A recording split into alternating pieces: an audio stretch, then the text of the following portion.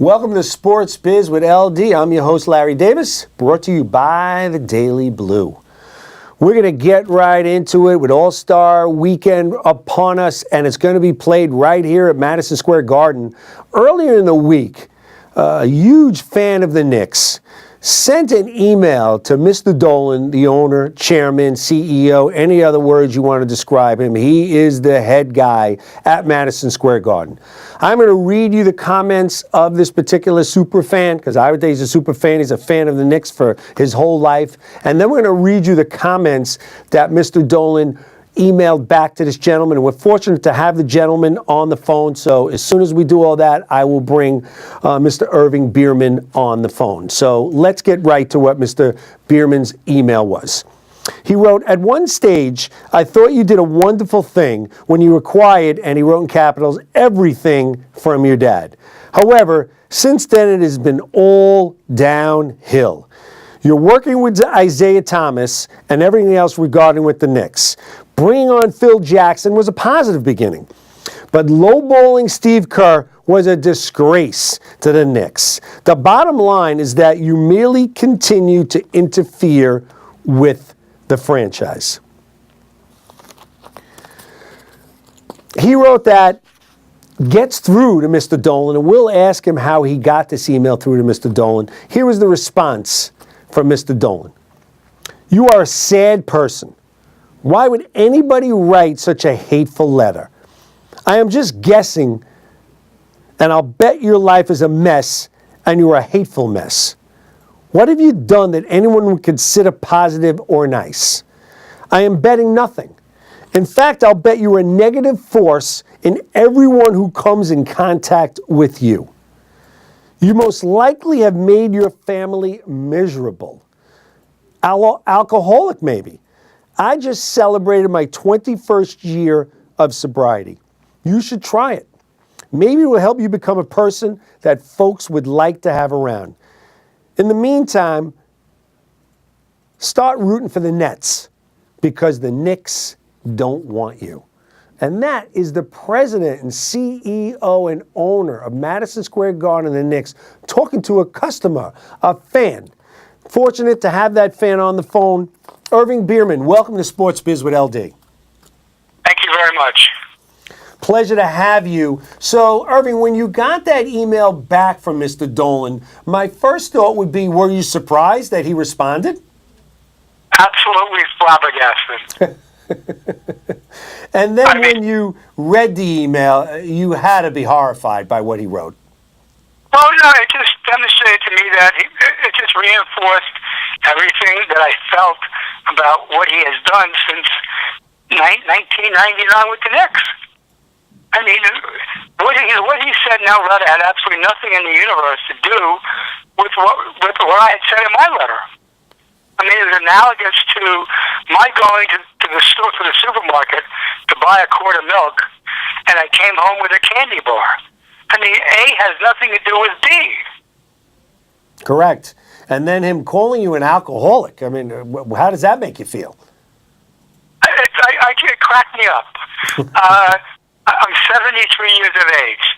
The last time I had a drink was when I was 18 years of age in high school. And I haven't had a drink since, nor do I drink even occasionally. I mean, I just thought it was a complete absurdity.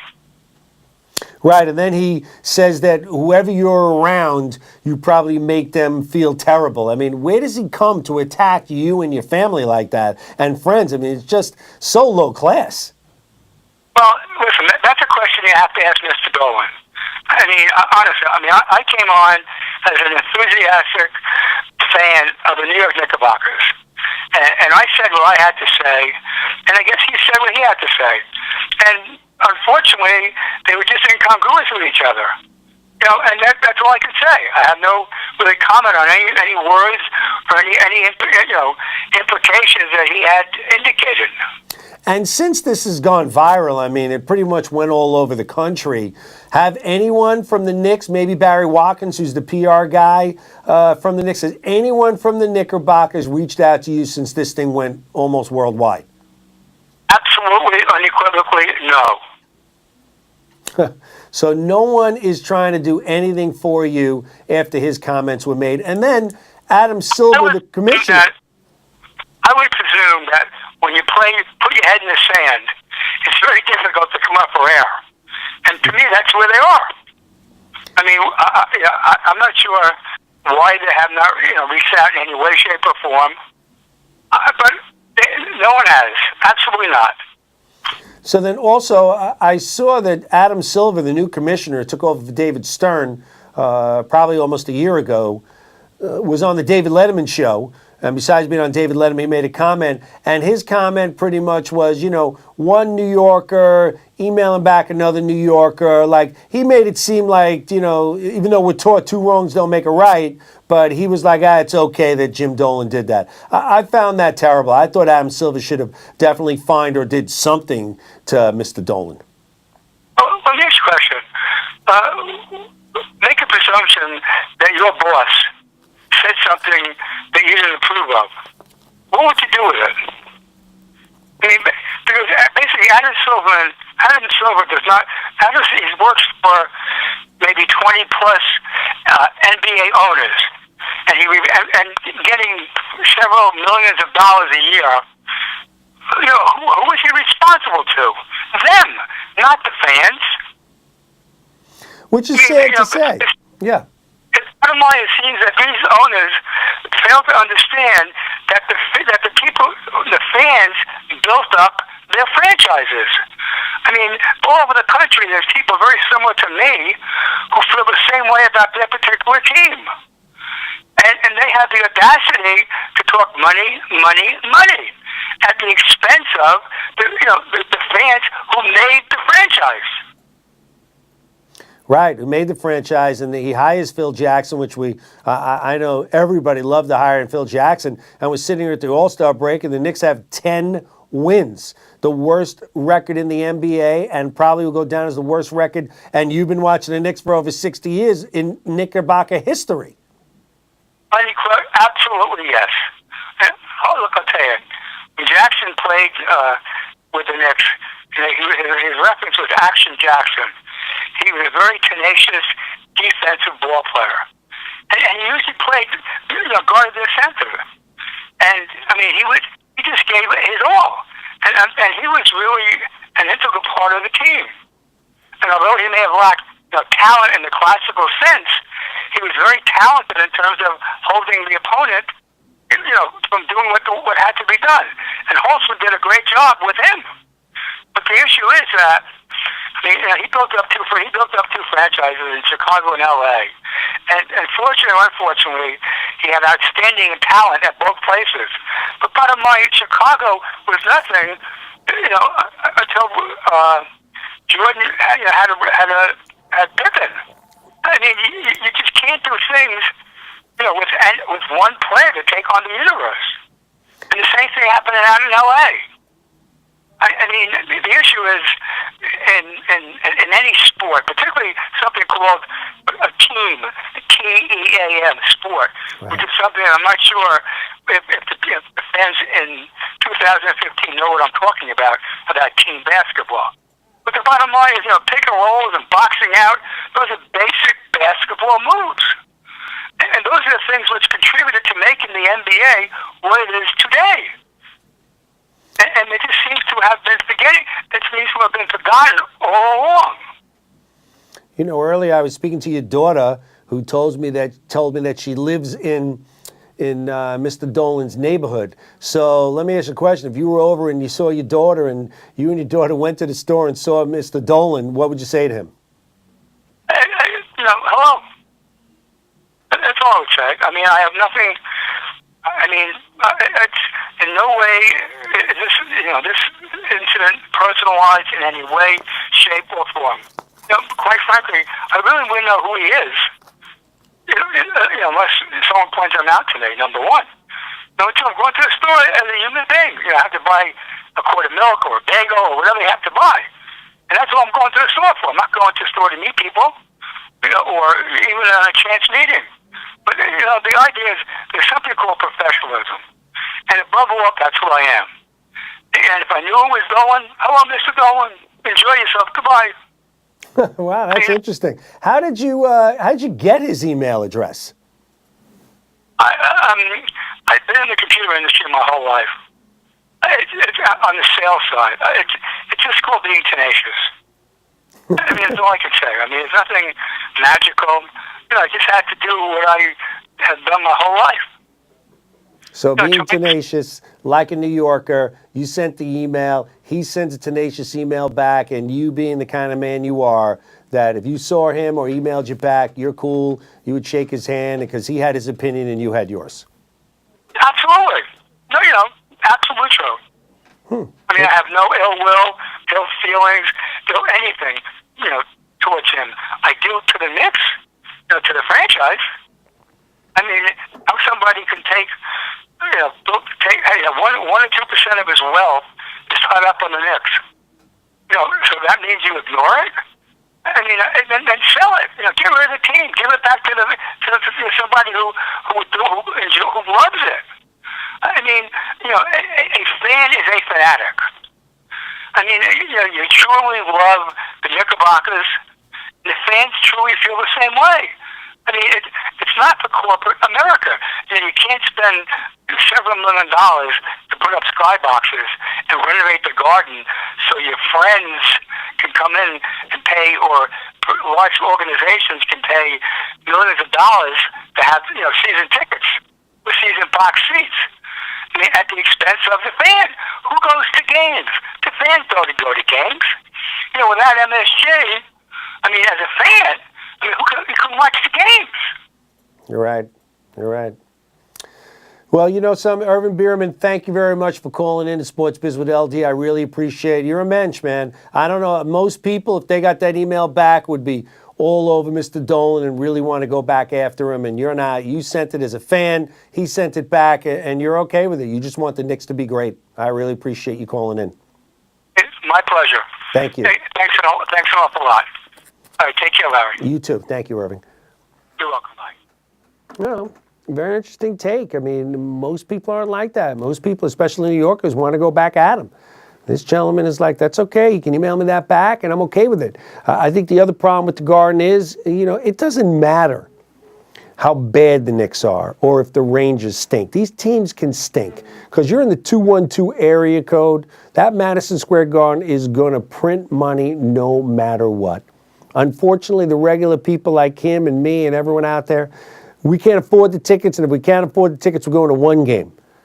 We're not getting season tickets unless we're in business and our business can afford it, and those corporates have tons of money, and they need places to entertain their clients, and they always will entertain their clients. Like I said earlier, the NBA All-Star Game is going to be at the Garden on Sunday at 8 o'clock. The festivities started yesterday. Things going on all over the city, everything corporate-wise. The numbers I'm seeing and hearing is the NBA All-Star Game from Wednesday to Sunday will bring in $200 million. $200 million into the city. That's why they have this kind of entertainment. That's why the NBA just prints money in all cities, wherever they are. Yes, something like the Knicks, the Lakers, Chicago, the bigger towns are going to make more money, but they're all making money. The business of sports just continues to print money.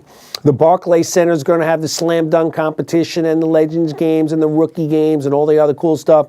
Three-point shooting, slam dunk, all that stuff will be at the Barclays Center, so they're sharing it. But the game itself will be at Madison Square Garden. I don't think the game was in Madison Square Garden. It was in '98. It was the last year the All-Star Game was here in New York. So enjoy the All-Star Game. It's a lot of fun. I thought having Irving on would give his side of the story, and his side of the story is he's okay with him giving the email back. I'm not happy with Commissioner Silva. I don't think that was fair what he did and what he said, but at the end of the day, that's what he feels, that's what he did, that's the way it goes. We have another commissioner, he's saying he's keeping his head in the sand, just like I was saying Roger Goodell was keeping his head in the sand. Jumping to baseball, Alex Rodriguez had a meeting with Rob Manfredi, the commissioner. Again, we're talking commissioners. Commissioner of Major League Baseball. I guess he was there to say I'm sorry, and what else can I say? And what else can Alex Rodriguez say? Everything he did was disrespectful to supposedly the game he says he loves. He dissed Major League Baseball. He dissed every player in the Players Union. He dissed the Yankees. Who didn't he diss? He sued everybody and knew he was guilty. His whole plan was to yell, yell, yell, and figure he'll yell loud enough that everyone else will run away, and boy, did he play it wrong. He hired the top attorneys, and all they did was cash paychecks. How bad did A-Rod miss this? Because he really thought he's going to win when he knew he did it and lied so many times. And then this past week he had a meeting. He asked for and finally got a meeting with the Yankee brass, the hierarchy. Mr. Steinbrenner, Mr. Levine, Mr. Trost, Mr. Cashman, all the people. And basically they sat at this meeting. Everything we saw and read was, they heard him and, I don't think they care. I think they really care about his apology. For what? What is he apologizing? They threw everyone under the bus, or at least tried to, and yelled and screamed and said they were all bad people and he's really the baddest person around, and they're stuck with his contract because Hank Steinbrenner, the other son who's not involved anymore, gave him the dumbest contract in the history of sports. Right up there. The Yankees deserve it. This is what they got. It's only one way anyone will even like Alex Rodriguez. And if there's any fans who like him, are you kidding me? What do you like about him? What do you like about him? He lied to everybody? Yeah, I got it. There was a lot of people on steroids. No problem. So 2009, he carried the Yankees through the playoffs, and everybody knowing he was on steroids, and they won the World Series. Great for the Yankees. Super. They won the World Series. As I've said many times on this show, the Yankees are so far from even making it to the playoffs, let alone the World Series. There's plenty of years. The party's over there. But with A-Rod, listen, if he hits well, hits some homers, bats for average, and whatever at bats he'll get, maybe he'll get 250, maybe 300 at bats, unless Chase gets hurt, Chase Headley gets hurt at third base.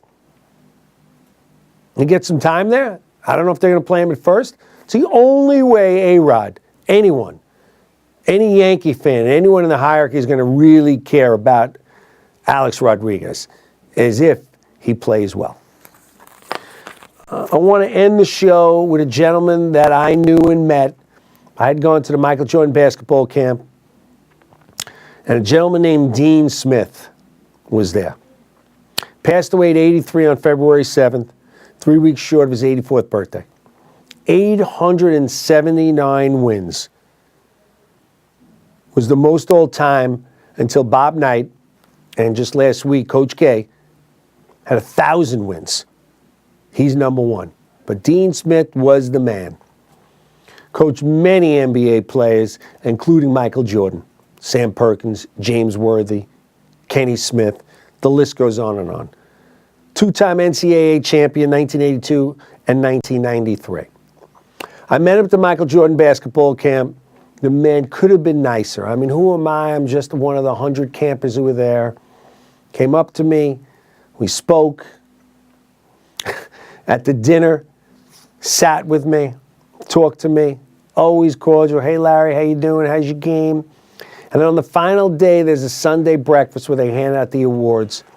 And I'm at a table, and I got there first, I guess, and there's a table of stuff. We were doing a piece called Coaches for Cancer, and we're having all the coaches sign this big lithograph, and probably 15, 20 coaches were on there. Dean was one of them, and the money was going to go to Coaches for Cancer, a charity that a lot of the coaches in the NCAA were a part of. And I'm sitting at the table, and there's 6, 7 empty chairs at the table, and Dean Smith comes over to me and say, Larry, do you mind if I sit here with my family, with me? He wants to sit with me, with his wife, kids, grandkids, and I sat at that breakfast table with Dean Smith and his wife, children, I mean, unbelievable man, unbelievable experience, one of the classiest men I've ever met, and just beloved by all.